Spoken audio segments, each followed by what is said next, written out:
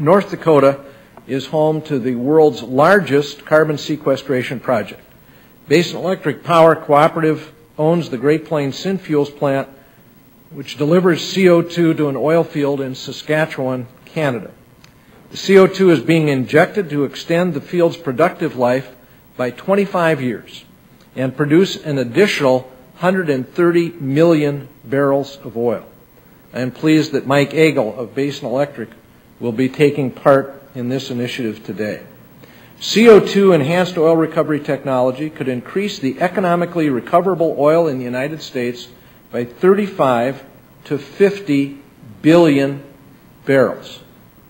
That is a real accomplishment and could make a significant difference in our nation's dependence on foreign energy and certainly in our energy security. In North Dakota, we developed a comprehensive energy policy over the last decade.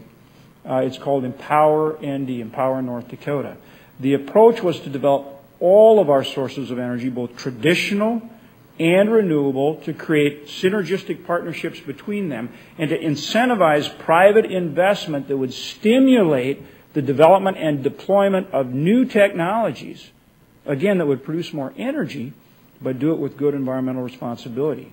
I believe that's what this National Enhanced Oil Recovery Initiative is all about. How do we stimulate, encourage, incentivize that private investment in these EOR techniques? And how do we create an environment at the state level and the national level to do it? That's what this is about, and that's why it's so important that we work with industry, that we work with leading companies that are doing EOR, Advanced Oil Recovery, right now. Companies like Basin Electric with the Dakota Gasification Company and others that are here and that are part of this group. So this is not a situation where you just go out and start these efforts and they happen. This takes long-term commitment and it takes a long-term regulatory framework in which to develop the projects.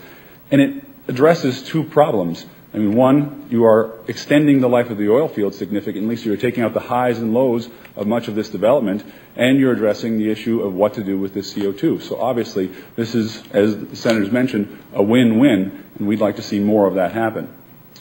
The other thing that was mentioned by the senators was the need for legislation and the need for legislative solutions that move this forward. One of the incentives that's currently in place has not been utilized by anyone for enhanced oil recovery at this point. Part of the solution is making it more widely available. Now, that's one possible solution, and I'm hopeful that the group can talk about other possible solutions, things that are actually accomplishable. What can we do that can actually pass legislative muster and get into law?